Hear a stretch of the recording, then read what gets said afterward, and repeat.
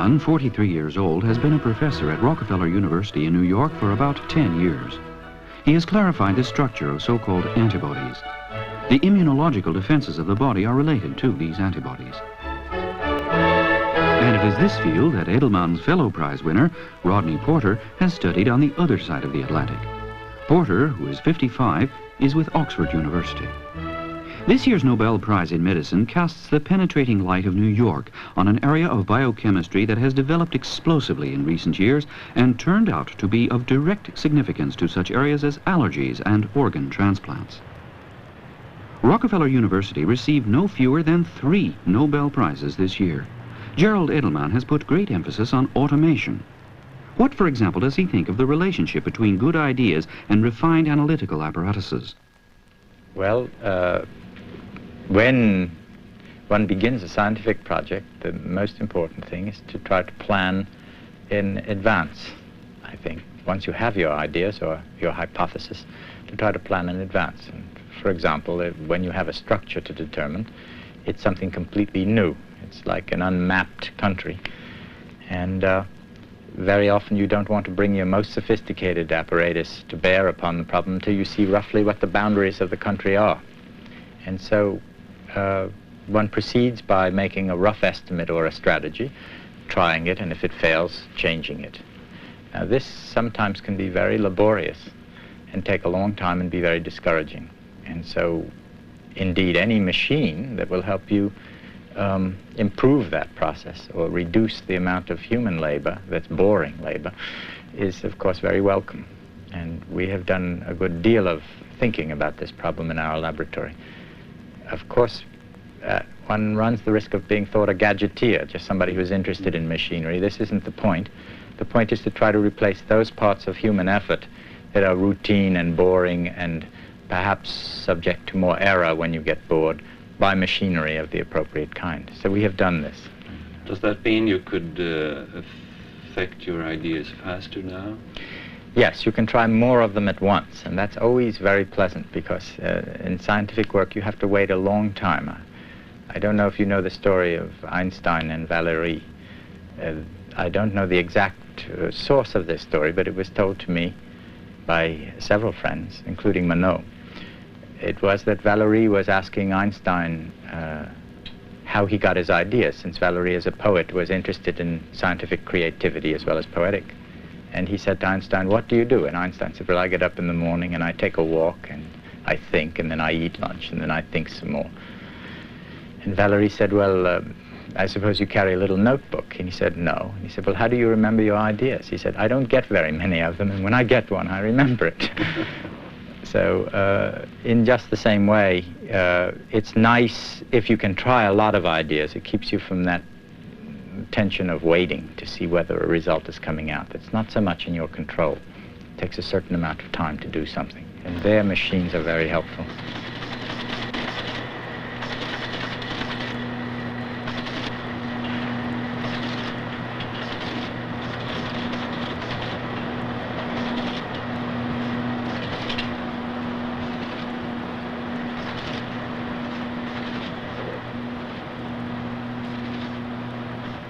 Pictures from an electron microscope, for example, are placed on this cylinder. And then, as it rotates, a ray of electrons scans the image much in the manner of a wire photo machine. The computer is programmed to note certain details, and it does so with a precision exceeding that of the human eye. And equally important, the machine doesn't get tired. Swedish scientists have called some of Edelman's and Porter's projects labors of Sisyphus. One part of the secret, then, is that Edelman has and has had collaborators in his group who have systematized and automated the analytical work. Numerous systems are coupled to the computer, and collectively these provide information on the structure of the multifaceted antibodies. So alike in a way, and yet so different.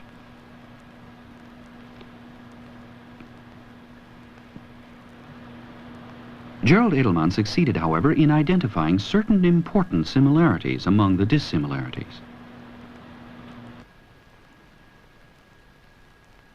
They were composed of 2 so-called chains, heavy and light. These occur in like pairs and are held together by what biochemists call sulfur bridges, which are here. But up to that point, it was not known what it was in these giant molecules that controlled the biological effects. It was Rodney Porter in England who succeeded in separating the light and heavy chains. In addition, it was discovered that the demarcated parts here were the active ones. We have lots of antibodies like these, each and every one of them so constructed as to render harmless a foreign intruder, here shown entering from the right. It can be a virus, for example, that's captured by the tailor-made antibody. Then rapid signals go out to other cells. Get started mass-producing this particular type of antibody. Virus invasion imminent. The so-called plasma cells now execute this order. A remarkable enough thing in itself. But really mind-boggling is the fact that we have between 50,000 and 100,000 different antibodies like these, each of them with its own particular task, to be prepared to attend to an alien substance that we may never have encountered before, and indeed may never encounter in the future either. One part of the secret is to be found somewhere in the giant molecule. Well, this is a bead model of an antibody made out of little puppet beads, the kind girls wear around their neck. And I built this model after my colleagues had finished this structure in 1969. And when they saw me stringing these beads in my office, they thought I had finally become crazy. The purpose of this model is to show how the overall architecture of the model is. And you can see that the two different kinds of chains, that the light chains and the heavy chains, can be separated, and this is indeed what we did. We separated the light chains from the heavy chains, and so you're left with the heavy chains here and the light chains here. Alternatively, you can break the model, as Dr. Porter did, in another place by breaking the heavy chain. If you break the heavy chain here and here, you get the fragments that Dr. Porter produced by his method of cleaving the molecule. And together, these two ways of cleaving the molecule made it possible to put together the whole structure. Gerald Edelman mentioned the mapping of unknown landscapes. In his laboratory, there are transparent maps with what look like elevation contours. These are so-called electron density maps, in which molecules have been subjected to X-rays and then sliced up into different slices. Like when someone slices a salami, says Edelman helpfully. Anyway, we're looking here into the three-dimensional world of the microcosmos.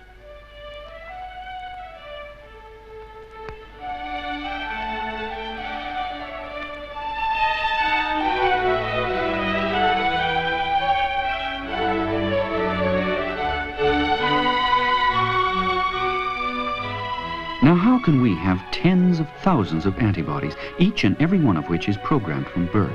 How is the information accommodated in the DNA molecule of heredity? Well, of course, that's the key question, isn't it? That's the major question that's been raised by all the work on antibody structure, and it is not answered yet. It seems clear that there is enough DNA to contain all the information necessary for making any number of antibodies. I don't think that's the problem. There are very many genes in a human chromosome, for example, very many possibilities of arranging for genes for immunoglobulins or antibodies. But in fact, the problem is more complicated than that. It's that it doesn't seem easy to explain, if you had so many different genes, how they could remain alike. The genetics or the way in which these genes are inherited would be difficult to explain if you said that every one of them were already in the chromosome or in the genes.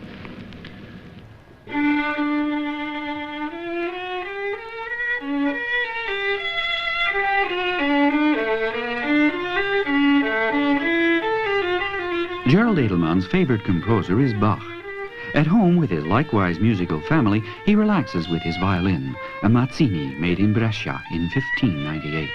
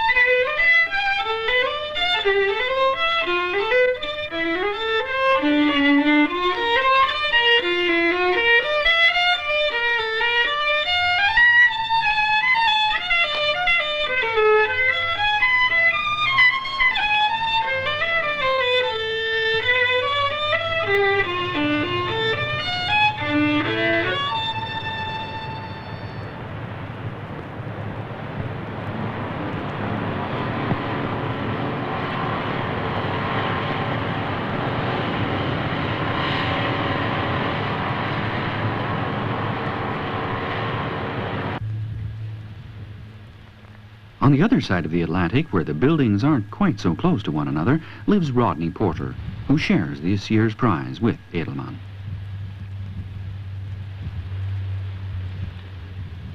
When he comes home from his laboratory, he drives to the Ivy and up to the 200-year-old farm that's only 20 minutes from Oxford University. He came here from London only 5 years ago.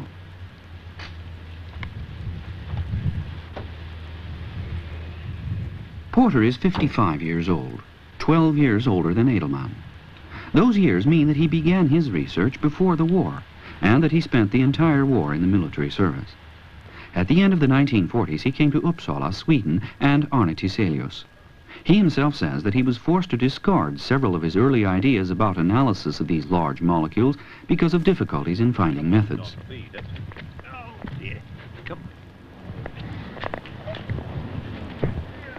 This matter of a shared Nobel Prize does not necessarily mean that those sharing the prize have worked together. Rodney Porter, here together with his wife, and Gerald Edelman in New York, have, independently of each other and virtually simultaneously, presented important findings on the structure of antibodies. It also warrants mentioning that Porter did not at first believe in Edelman's results. But, put together, their researches have now put real wind in the sails of the whole important field of immunology. Progress and increased knowledge here can mean that the riddle of allergy is closer to solution, for example. And also that it may be possible to regulate the body's rejection of certain tissues in connection with organ transplants. Before we meet Rodney Porter in his working environment, a point of information for those of you who might be wondering about the tractor, the horses, and the farming. Oh yes, it's all leased out. But the air here and the long walks in these tranquil surroundings are very valuable to the Porter family.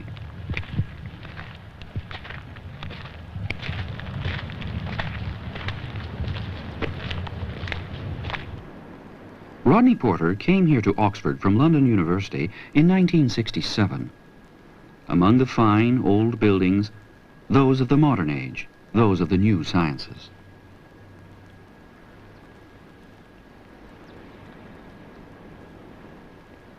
Porter's prize-winning work lies rather far in the past. What interests him and his group today? Well, the work on the structural side that Dr. Edelman and I were concerned with is coming to a conclusion in its main, or has largely come to a conclusion in its main part. And the interest lies now on the genetic side. The origin of these enormous numbers of antibodies which each individual had is a real puzzle. Does it mean that there are the equivalent number of genes present in every individual? If so, quite an appreciable part of the DNA of every cell is coding for these antibodies, which really would be very surprising. Or alternatively, are there a much smaller number which are increased by somatic mutation after the birth of an individual? This is a problem which interests me very greatly and which the structural work can contribute to, and which we are very interested in at present. The other line that we're trying to shall we say, finish off or tidy up as we can is the actual mechanism of combination. The antibodies, of course, are very similar in structure and yet combine with an enormous number of very different kinds of molecules, and the details of the combining site, the structural details, are of great interest. It is that part that Miss Press is particularly interested in at present. But the other line where we really are going away from our previous work, although rather related, is in complement. Complement is a very complex mixture of proteins in the blood, some 12 proteins and perhaps more, which are involved when an antibody combines with a cellular antigen. And they're responsible for the lysis and destruction. They are of considerable medical interest, and we are now starting to see if we can sort out, from the structural point of view, what these components are and how they actually are involved in the antibody-antigen interaction. You have had co-workers for many years. What does it mean to have the same people around all the time? Yes, Miss Press is my only really close co-worker. Others have been visiting workers from overseas and students who spent 1, 2, and sometimes 3 years. But Miss Press has been a collaborator for some 17 years now, and has seen all this work go through and has taken, of course, a large part in it. Associate Professor Press represents the research group internationally more and more now. Rodney Porter is no longer particularly enchanted with dashing all over the world. If she looks back on this long collaboration, what does she remember most? Well, I suppose I remember some of the people who've worked with us, and I remember people who've worked at the exciting times, and I remember people who worked at the more depressing times. And but let's say over a long period, it's been obvious that we were steadily moving forward and finding out about the antibody structure, which has been Professor Porter's overriding interest for a very long time.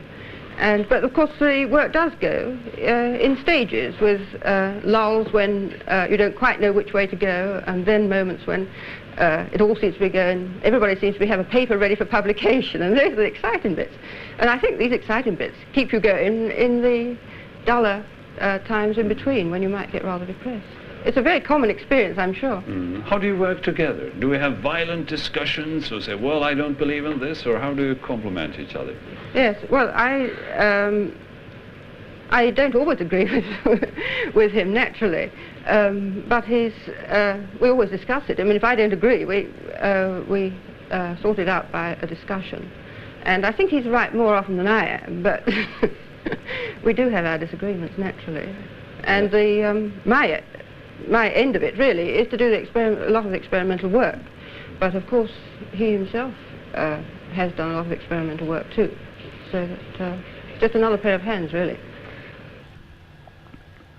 This year's Nobel Prize in Medicine is yet another in which complicated biological processes are associated with small chemical changes in giant molecules. Can we distort the perspective of heredity, influence the very course of evolution itself? I think it's quite impracticable at the human level, and is likely to be so for a long time ahead. But it is a phenomenon which has potential in the long run. But there are so many years ahead to go that it isn't in any way a serious matter. But it's quite right that it should be kept under observation, and people should think about it and talk about it, and consider what might happen in 50 years' time. My personal belief is that there's not very much to fear from genetic engineering, because I really think that most of the proposals, if you'll forgive my saying so, I'm not an expert, most of the proposals for it are rather utopian and not very practical.